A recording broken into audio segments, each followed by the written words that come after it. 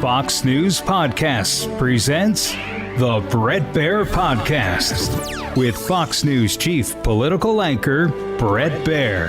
Operation Epic Fury enters its second month. Joint U.S.-Israeli airstrikes continue hitting Iran. Though Tehran maintains its blockade of the Strait of Hormuz, domestic gas prices have surged to an average of $4, marking a 4-year high. Secretary of War Pete Hegseth warning that if a deal is not reached, the ongoing operations would continue with even more intensity. President Trump doesn't bluff, and he does not back down. You can ask Khomeini about that. The new Iranian regime should know that by now. This new regime, because regime change has occurred, should be wiser than the last. President Trump will make a deal he is willing, and the terms of the deal are known to them. If Iran is not willing, then the United States War Department will continue with even more intensity. Meanwhile, back home, a Senate recess continues to leave DHS funding in limbo. President Trump is now considering a rare special session of Congress, a move not used since 1948. With that, let's bring in our panel. Former State Department spokesperson under President Obama, Marie Harf, Republican strategist, co-founder of South and Hill Strategies, Colin, and Fox News senior correspondent Benjamin Hall. Benji, what do you think about what we're seeing on the Strait of Hormuz? Just today, a lot of tankers have made their way through, and it seems like there is an opening there, more flow through the straits. There was an attack last night on one tanker, but it seems like Iran is either letting it happen or seriously diminished to be able to prevent it. Well, they are letting it happen at the moment, and I think they allowed 20 tankers through. And so at the moment, we might say that tankers are passing through the Strait of Hormuz, but it does still appear as if the Iranians are controlling who can go in and out. Now, the one ship that was hit yesterday was a Kuwaiti ship and actually was, strangely enough, heading towards China. So it was interesting to see the Iranians hit a ship that was heading to China. But I still think that the Strait of Hormuz is the one big problem moving forward. And at the moment, it appears that the Iranians can close it if they want to, because you have billion-dollar ships, and all you need to do is get one drone, one mine into them. So for all the military might that the U.S. is currently using, they haven't quite figured out how to demolish what's along the Straits of Hormuz, and I think perhaps that's what we may see in the coming days. Yeah, Marie, the president, the administration continues to say negotiations are continuing. The Iranians, at least publicly, are not saying that's moving forward. But yet the targeting is continuing at length. The chairman of the Joint Chiefs laying out specifically how they are hovering essentially over Iran and having dynamic targeting that changes based on the intel they have as they're over Iran. Bret, that's right. And I think what's happening in the Strait really underscores the fact that the U.S. military can have quite a bit of success at taking out Iranian military assets. They have. I mean, we've seen every day videos of these strikes. But at the same time, anyone who has studied Iran for decades would have told you before this war started that if, in fact, they were attacked, this was one of their best options to retaliate, to close the straits. And so the president is in a tough position today because the strait was open before the war. We have now gone to war. A number of American service members have lost their life. We have had some military success. We are surging more assets to the region. And today we are in a worse off strategic position when it comes to oil supply and our supply chains and the global economy because the strait is closed. We're in a worse position today strategically than we were when the war started. That is not a tenable position for the Trump administration. I think they are concerned about this because the amount of manpower, the sustained effort, what it would take to open the strait is such an escalation in terms of American military involvement that certainly President Trump's base is not interested, does not seem interested in, and more broadly, the country does not seem interested in a huge escalation with ground troops in Iran and a lot more military assets heading to the strait to do something that wasn't a problem before the war. Yeah, I will say a couple of things, Colin. One is the percentage of U.S. derived oil going through the straits is is actually pretty small. We obviously are affected directly by all of this with the trading that we do with other countries, and inflation is a part of all of this. Fertilizer and those products do go through the strait, and that affects farmers and a lot of things. But as far as countries that rely 80%, 90%, or at least more than 50, there are a lot of other countries, which is what the administration is pointing to get a coalition to continue to open up the straits. And I'll take that a point further, Brett. Natural gas, for instance, natural gas prices in our country have remained relatively flat throughout this crisis. In Europe, they're up about 500%. And that speaks to the strength of the American oil and gas industry that has been supported by this administration after being just besieged by the Biden administration. And it also speaks to the fact that the rest of the world has skin in the game in the Strait of Hormuz opening. I agree with Marie in the idea that the Strait of Hormuz, where 1/5 of the world's entire oil supply goes through each day, cannot be a toll road subject to the whims of what's left of a maniacal regime and all the untold terror they want to inflict.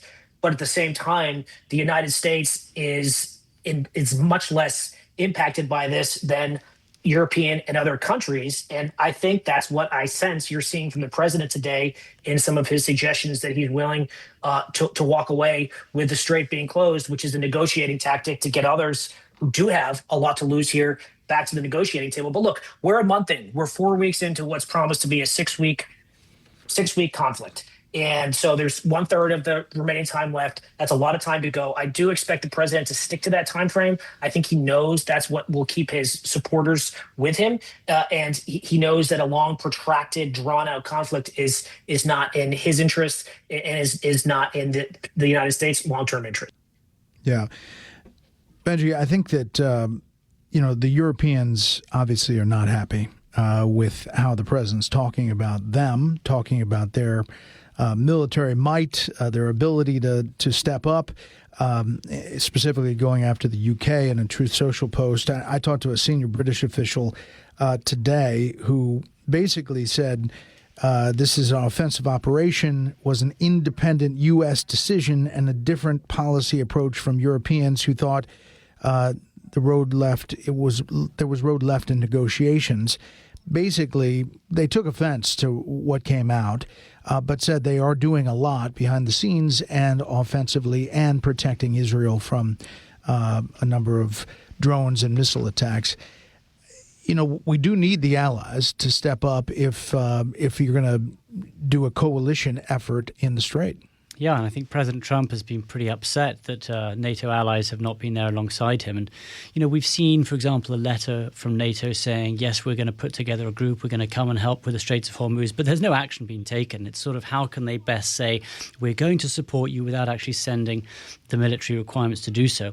The UK in particular, I think, has been certainly... President Trump has not been happy with them, to start with not allowing American airplanes to take off from Diego Garcia. That perhaps really affected the way that the US could take part in this. In terms of the UK sending ships, their Navy, and it's just been coming out, is so diminished. They don't even really have aircraft carriers to send. They've got 2 of them, but they can't put together strike carrier groups around them. They don't quite have enough sailors. And so there are a lot of questions being raised, not only about whether or not these countries are going to be there and have been there to support the US, but actually where their military currently stands. And I think these a pure case of, for decades, these countries have just decided that it is America who is going to lead the way. It is America who's going to take care of so many of these issues, and their military spending has dropped down. And I think what we will have to see in the future is their military spending more to increase it.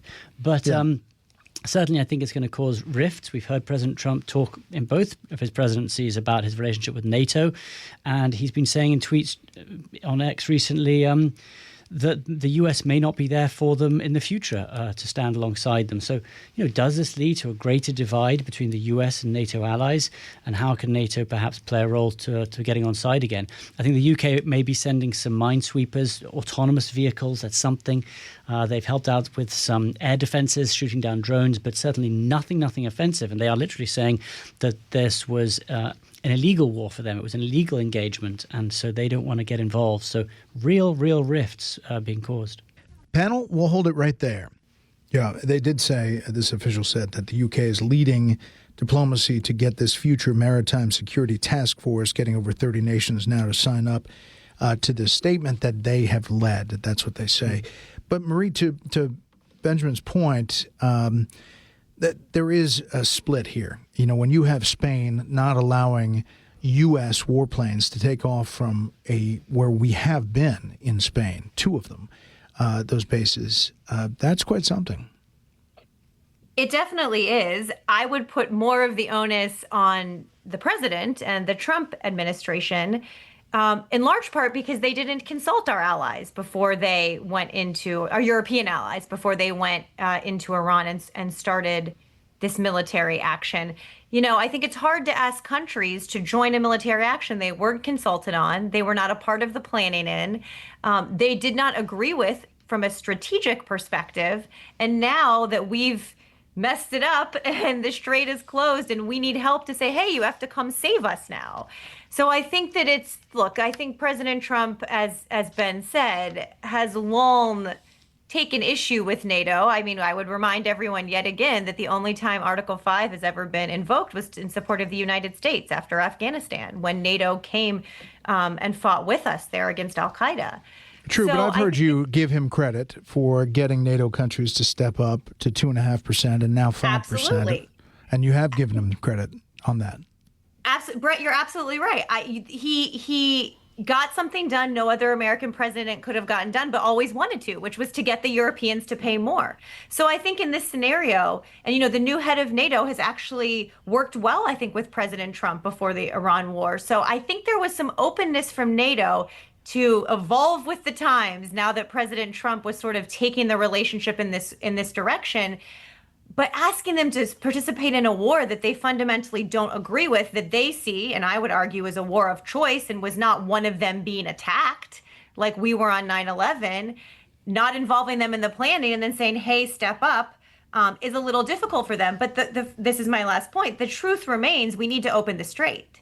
And so whether that's done through diplomacy that the Europeans can participate in, whether that's done through military action, it needs to be open for the world economy, for the global economy, for so many different things. And so we are where we are now.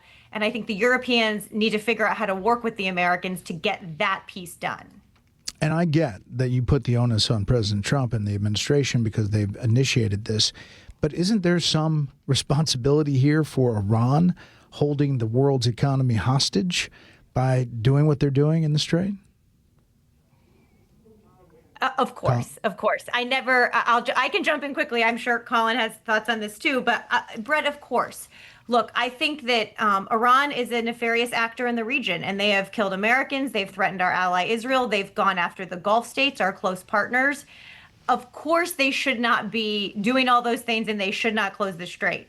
It is just a fact of geopolitics that if you looked at the things Iran would do if attacked, one was closing the strait and the second was attacking the Gulf states, and they are doing both. Both were entirely predictable.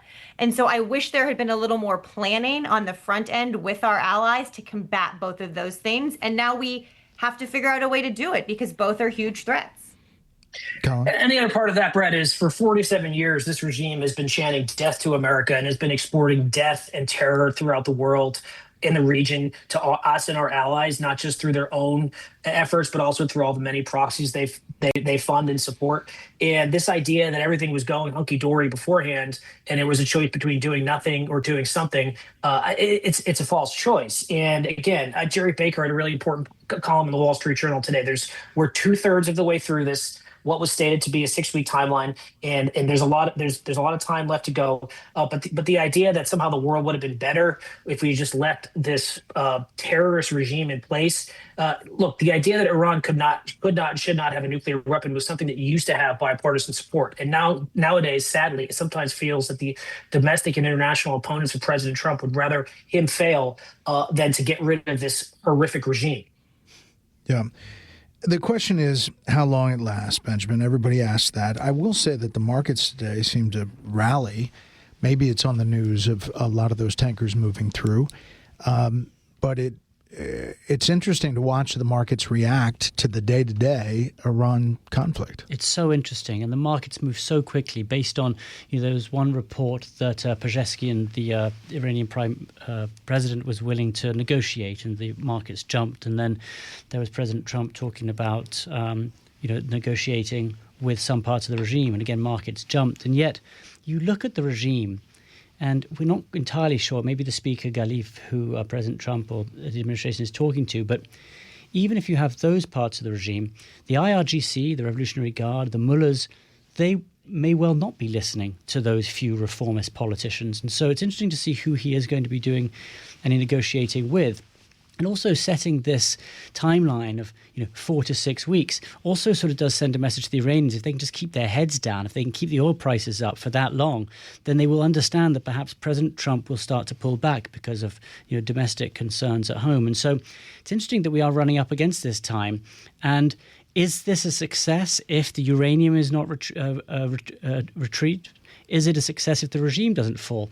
And I think that the way to look at it has to be about phase 2 is not the military operation we're seeing right now. It is allowing the Iranian people and supporting them to rise up afterwards. And so that can continue longer than 6 weeks. You can get rid of the military, you can get rid of as much of the regime as you need, but what can we do next to allow the Iranian people who have been on the streets for many years, 30,000+ people were recently killed, what can we give to them to help overthrow this regime now they are so weakened? And I've been speaking to people from opposition groups. I've been speaking to family members who have family in Tehran. And actually, I am hearing that they say they need weapons.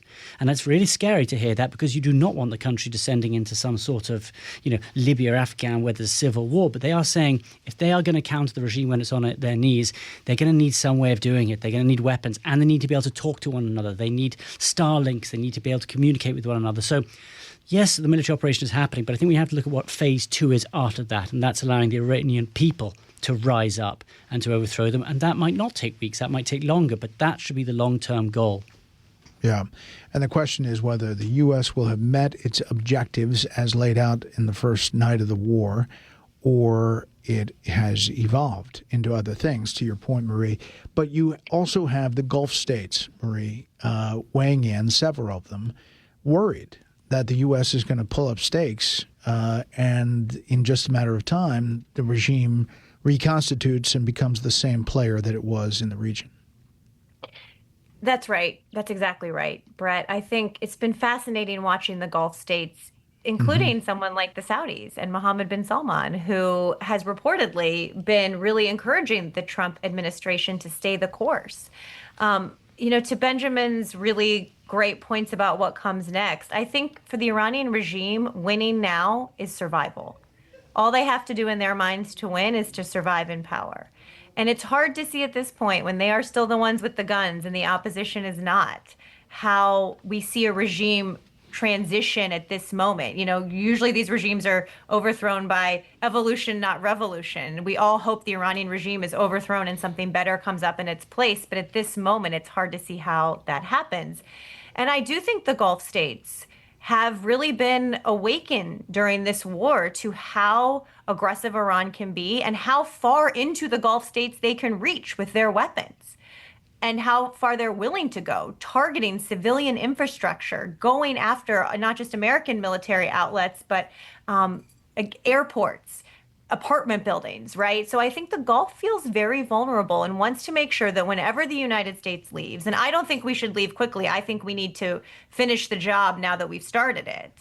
Whenever they leave, that the Gulf is protected by a security umbrella from the United States, that they feel confident that Iran will not be able to threaten them in the same way they've been able to during this war. But that will take a sustained campaign, Brett, of continuing to degrade Iran's missile infrastructure, drone program, and really take some hard shots at the regime so they come out of this war not feeling emboldened to continue wreaking havoc in the Gulf. I really think the Gulf has been awakened by this. They were such an island of stability for so long, and Iran has demonstrated they are willing to go after them in a way maybe they didn't expect fully. Yeah, I agree with you, and I do think it stiffened the spine of some of those Gulf Arab allies. The UAE is doing a lot, and Saudi and the UAE have stopped a lot of drones and missile attacks. The UAE exponentially more attacked than even Israel in this entire conflict. Okay, panel, thanks so much. Now for a bit of history. On March 27, 1929, President Herbert Hoover officially brought the Oval Office into the modern era by having a telephone installed directly on his desk. While the White House had been equipped with a switchboard since the Hayes administration in 1878, previous presidents had to use a phone located in a nearby foyer to conduct business. Transition wasn't seamless. Hoover reportedly complained to aides about early technical glitches when his son was unable to reach him from an outside line. Despite the initial bugs, the installation permanently changed how the executive branch communicates, ensuring the president was no longer forced to leave his desk to take a call. That'll do it for this week. You can hear more of this series at foxnewspodcast.com or wherever you download podcasts. Make sure to leave a rating and a review. We want to hear from you. For Marie, Colin, and Ben, I'm Brett Baer. We'll see you next time. Listen ad-free with a Fox News Podcast Plus subscription on Apple Podcasts, and Amazon Prime members can listen to this show ad-free on the Amazon Music app.